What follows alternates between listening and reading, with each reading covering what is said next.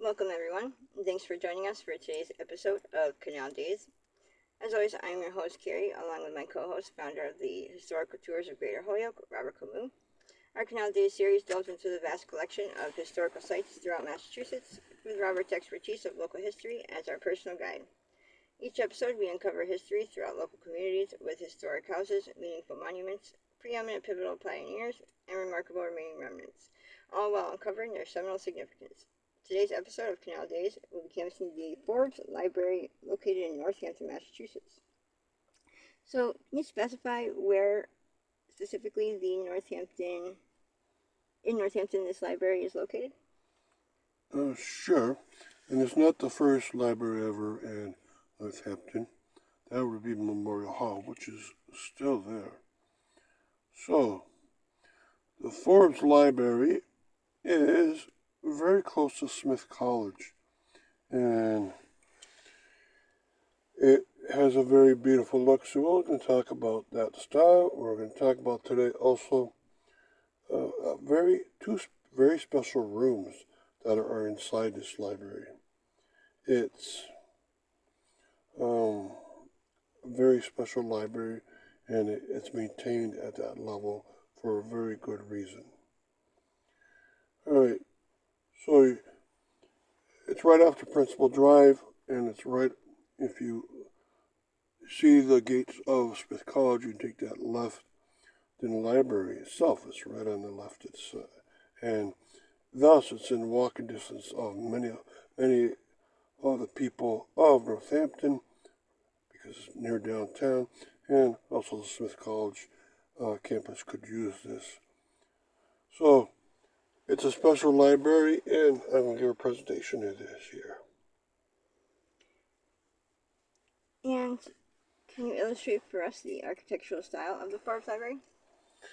Yes, it was designed by a man named William Broxleby, and he used a style that is called the Richardsonian Romanesque. This was named after Henry Hobson Richardson of Massachusetts, who was one of three nationally known architects in the history of the United States. And his style was such that he stressed very deep windows and very dark bands of color throughout, and used a lot of turret elements, and tried to make sure that the colors stood out on items that jutted out. And he made sure that the windows were Romanesque style, that is, a rounded style. And, for instance, he also did the Academy of Music in Northampton. He did Trinity Church in Boston. He did railroad stations throughout Massachusetts, I think about 8 of them. And many other buildings around the area, including churches, insane asylums. And he worked quite a bit with Frederick Law Olmsted, too, on landscape and architectural styles together. All right, now, if you go there, make sure you walk around the outside and try to enjoy what's out there as much as possible, because that in itself is one of the treasures of this library. But most importantly, the inside is wonderful. And stick around, we will be right back after a quick ad. Are you fascinated by local history and eager to investigate the obscure treasures off the beaten path throughout the state of Massachusetts? Or maybe just seeking an unforgettable cultural activity for family and friends to enjoy? Look no further than Historical Tours of Greater Holyoke, founded by Robert Camus.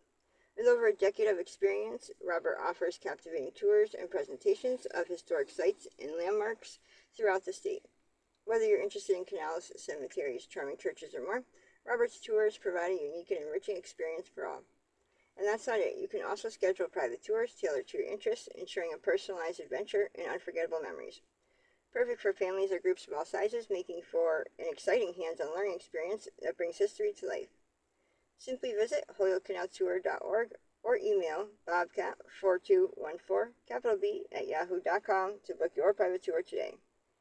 But wait, there's more. Don't miss out on Robert's podcast and video series, Canal Days, where you can dive even deeper into the vital history of the Connecticut River Valley. Plus, for those who may not be local or would rather enjoy on the go, or from the comfort of their home, Canal Days brings the adventure right to your screen. So don't miss out. Uncover the pivotal past with historical tours of Greater Holyoke to make your own history with memories that will last a lifetime. Remember to log on to holyokecanaltour.org for more information and secure your personalized experience today. Welcome back to our Canal Days episode of the Forbes Library. And can you elucidate for us on the Hampshire History Room within the Forbes Library? A lot of local history is done in this room for the entire county. So it's named after Hampshire County, which used to be an enormous county. And also outside that room, they have a place where microfilms, microfiche, genealogical information, directories. That's on the first floor. But they have this special room on the second floor back. And there they have very rare books about local history of Hampshire County. They have old maps, sketches, and they have some parchments that are very old documents. It's a wonderful place to be. And as soon as you go in, you'll see that there's a lot of information there, and it's well organized. So that's a wonderful step. So a lot of libraries around Western Massachusetts have done this, and that's great to see. And also on the second floor, it's very special because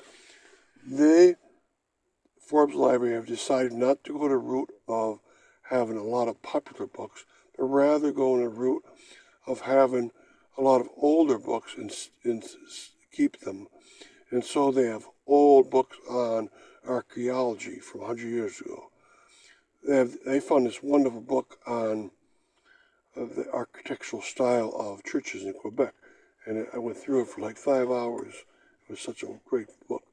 And they have old musical scores, old records. And so thus, they've kept their style to be very old, and this Hampshire room keeps that style up. But that's not all they have.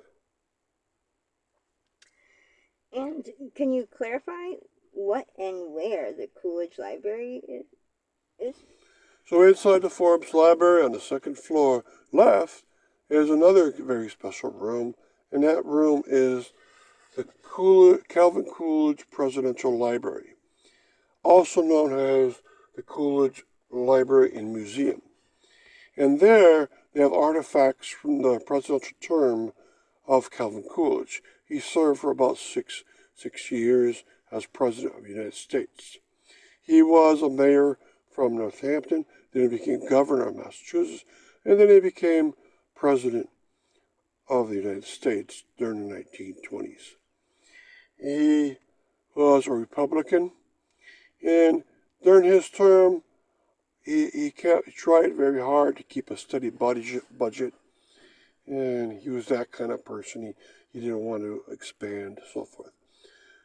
Many of his artifacts are on display inside the museum portion, and also it's a library, so books that he used, books written about him, and documents and parchments that were important to his life were there.